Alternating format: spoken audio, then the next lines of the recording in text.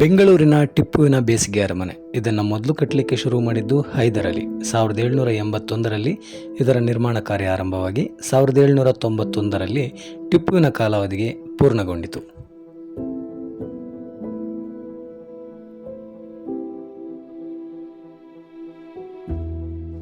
Indo Islamic ವಾಸ್ತುಶೈಲಿಯಲ್ಲಿ ನಿರ್ಮಾಣಗೊಂಡಂತಹ ಈ ಕಟ್ಟಡವನ್ನು 70% ಭಾಗ ತೇಗದ ಮರವನ್ನು ಬಳಸಿ ನಿರ್ಮಿಸಲಾಗಿದೆ. ಹಾಗೂ ಟಿಪ್ಪುವಿಗೆ ತುಂಬ ಇಷ್ಟವಾದಂತಹ ಕೆಂಪು ಬಣ್ಣವನ್ನೇ ಈ ಕಟ್ಟಡಕ್ಕೆ ಬೆಳೆದಿರ್ತಕ್ಕಂಥದ್ದನ್ನು ನಾವು ಕಾಣಬಹುದು. ಅರಮನೆಯ ಮುಂಭಾಗದ ಈ ವಿಶಾಲವಾದ ಆವರಣದಲ್ಲೇ ಸುಲ್ತಾನ ಜನಸಾಮಾನ್ಯರನ್ನು ಭೇಟಿಯಾಗ್ತಾ ಇದ್ದ ಹಾಗೂ ಅವರ ಕುಂದುಕೊರತೆಗಳನ್ನು ಆಲಿಸಿ ನ್ಯಾಯ ತೀರ್ಮಾನವನ್ನು ಮಾಡುತ್ತಿದ್ದ.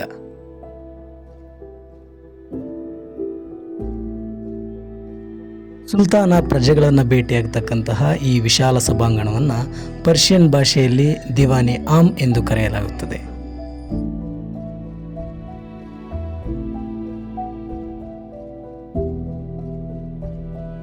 ಇಲ್ಲಿ ಕಾಣ್ತಾ ಇರತಕ್ಕಂಥ ಈ ಪರ್ಷಿಯನ್ ಶಾಸನವು ಈ ಅರಮನೆಯನ್ನು ಸಂತೋಷದ ಸಾಗರ ಹಾಗೂ ಸ್ವರ್ಗದ ವೈರಿ ಎಂದು ಬಣ್ಣಿಸಿದೆ.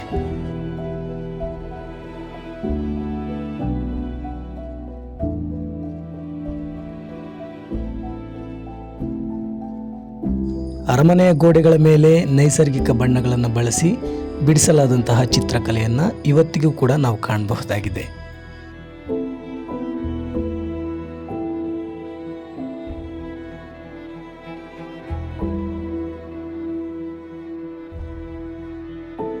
ಇದೇ ರೀತಿಯಾದಂತಹ ಚಿತ್ರಕಲೆಯನ್ನು ಕಟ್ಟಡದ ಮತ್ತೊಂದು ಪಾರ್ಶ್ವದಲ್ಲಿ ಭಾರತೀಯ ಪುರಾತತ್ವ ಇಲಾಖೆ ಮರುಸೃಷ್ಟಿಸುವ ಪ್ರಯತ್ನ ಮಾಡಿದೆ. ಆ ಕೆಲಸ ತುಂಬ ಅಚ್ಚುಕಟ್ಟಾಗಿ ಮೂಡಿ ಬಂದಿರತಕ್ಕಂಥದ್ದನ್ನು ನಾವು ಕಾಣಬಹುದಾಗಿದ್ದು, ಸ್ಮಾರಕ ಸಂರಕ್ಷಣೆಯ ದೃಷ್ಟಿಯಿಂದ ಪ್ರವಾಸಿಗರ ಪ್ರವೇಶವನ್ನು ಇಲ್ಲಿಗೆ ನಿರ್ಬಂಧಿಸಲಾಗಿದೆ.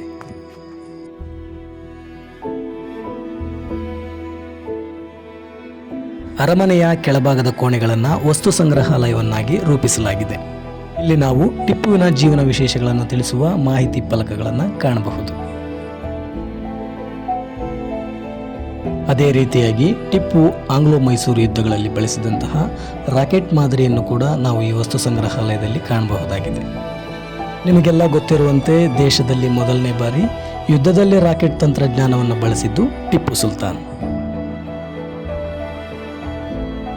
ಅರಮನೆಯ ಮೇಲ್ಭಾಗಕ್ಕೆ ಹೋಗಲು ಕಟ್ಟಡದ ಇಕ್ಕೆಲೆಗಳಲ್ಲಿ ಮೆಟ್ಟಿಲುಗಳ ವ್ಯವಸ್ಥೆ ಇದೆ.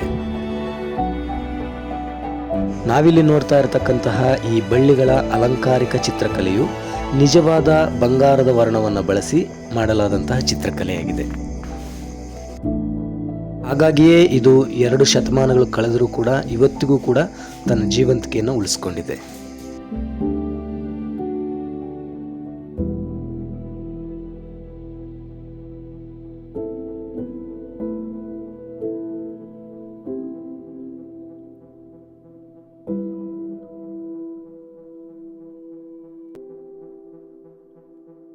ಅರಮನೆಯ ಮಧ್ಯಭಾಗದಲ್ಲಿ ಕಂಡುಬರತಕ್ಕಂತಹ ಈ ಮುಂದೆ ಚಾಚಿಕೊಂಡಿರುವ ವೇದಿಕೆಯ ಮೇಲೆ ಕುಳಿತೆ ಸುಲ್ತಾನ ತನ್ನ ನ್ಯಾಯ ತೀರ್ಮಾನವನ್ನು ಮಾಡುತ್ತಿದ್ದ.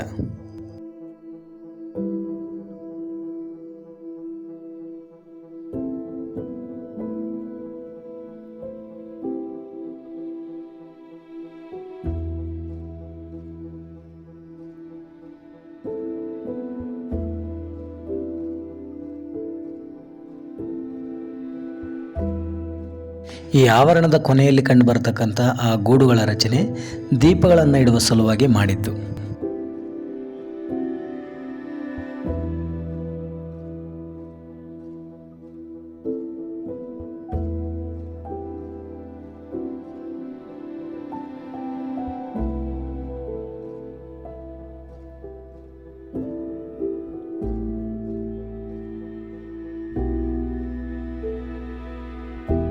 ಈ ಒಂದು ದೀಪದ ಗೂಡುಗಳ ಮೇಲೆ ಕಂಡು ಬರ್ತಾ ಇರತಕ್ಕಂತಹ ಆ ಪುಟ್ಟದಾದಂತಹ ಗೂಡು ದೀಪಕ್ಕೆ ಸಂಬಂಧಿಸಿದ ಎಣ್ಣೆ ಹಾಗೂ ಬತ್ತಿಯನ್ನು ಇಡುವ ಸಲುವಾಗಿ ನಿರ್ಮಿಸಿತ್ತು.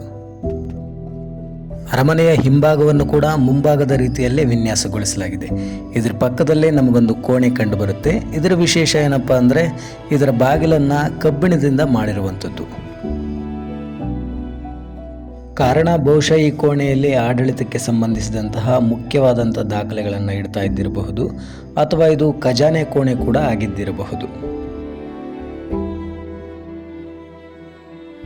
ಟಿಪ್ಪುವಿನ ಕಾಲಾವಧಿಯಲ್ಲಿ ಅರಮನೆಯ ಈ ಹಿಂಭಾಗದ ಆವರಣವನ್ನು ಆಡಳಿತಕ್ಕೆ ಸಂಬಂಧಿಸಿದಂತಹ ಸಭೆಗಳನ್ನು ನಡೆಸುವ ಸಲುವಾಗಿ ಬಳಸಲಾಗ್ತಾ ಇತ್ತು. ಪರ್ಷಿಯನ್ ಭಾಷೆಯಲ್ಲಿ ಇದನ್ನು ದಿವಾನಿ ಖಾಸ್ ಎಂದು ಕರೆಯಲಾಗುತ್ತೆ.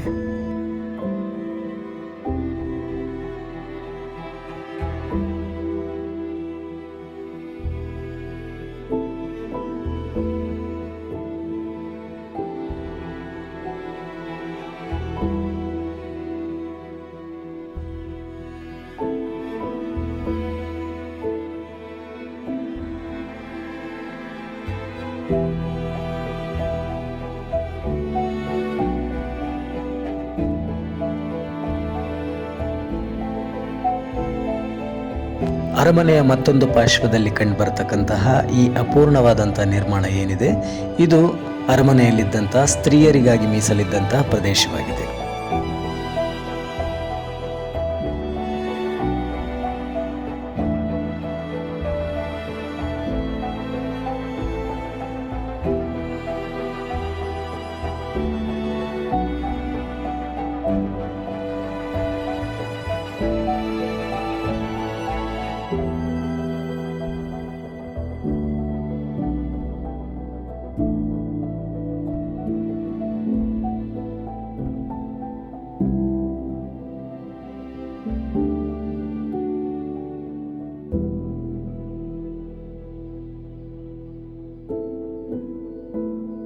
ಸಾವಿರದ 1799ರ 4ನೇ ಆಂಗ್ಲೋ ಮೈಸೂರು ಯುದ್ಧದ ನಂತರ ಈ ಪ್ರದೇಶವನ್ನು ಬ್ರಿಟಿಷರು ಮೈಸೂರು ಮಹಾರಾಜರಿಗೆ ವಹಿಸಿಕೊಡುತ್ತಾರೆ.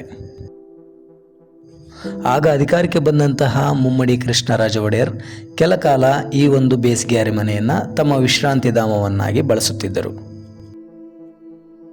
ಅನಂತರ 1831ರಲ್ಲಿ ನಗರ ದಂಗೆಯ ನೆಪವೊಡ್ಡಿ ಮುಮ್ಮಡಿ ಕೃಷ್ಣರಾಜ ಒಡೆಯರಿಂದ ಬ್ರಿಟಿಷರು ಅಧಿಕಾರವನ್ನು ಕಸಿದುಕೊಳ್ಳುತ್ತಾರೆ.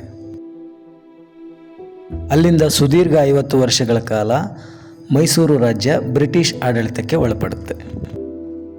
ಆಗ ಬ್ರಿಟಿಷರು ಈ ಅರಮನೆಯನ್ನು ತಮ್ಮ ಸೆಕ್ರೆಟರಿಯೇಟ್ ಕೇಂದ್ರ ಕಚೇರಿಯಾಗಿ ಬಳಸ್ತಾ ಇದ್ದರು. ಇವತ್ತಿನ ಹೈಕೋರ್ಟ್ ಕಟ್ಟಡ ನಿರ್ಮಾಣ ಆಗೋವರೆಗೂ ಕೂಡ ಈ ಒಂದು ಬೇಸಿಗೆ ಅರಮನೆಯೇ ಬ್ರಿಟಿಷರ ಮುಖ್ಯವಾದಂಥ ಕೇಂದ್ರ ಕಚೇರಿಯಾಗಿತ್ತು. ಅವರ ಕಾಲಾವಧಿಯಲ್ಲಿ ಅವರು ಈ ಅರಮನೆಗೆ ತಮಗೆ ಇಷ್ಟವಾದಂತಹ ಬಿಳಿಯ ಬಣ್ಣವನ್ನು ಬಳಿದಿದ್ದರು. ಆ ಚಿತ್ರವನ್ನು ನೀವೀಗ ನೋಡ್ತಾ ಇದ್ದೀರಾ.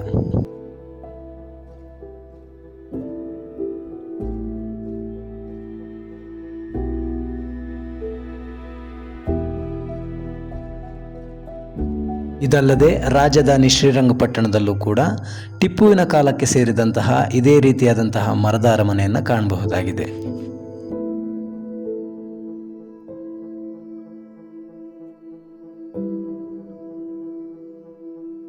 ಇದಾಗಿತ್ತು ಸ್ನೇಹಿತರೆ ಇವತ್ತಿನ ವಿಶೇಷ.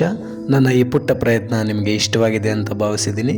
ಮುಂದೆ ಮತ್ತೊಂದು ಐತಿಹಾಸಿಕ ಪ್ರವಾಸದೊಂದಿಗೆ ಮತ್ತೆ ಭೇಟಿಯಾಗ್ತೇನೆ. ಅಲ್ಲಿವರೆಗೂ ನಮಸ್ಕಾರ, ಶುಭ ದಿನ.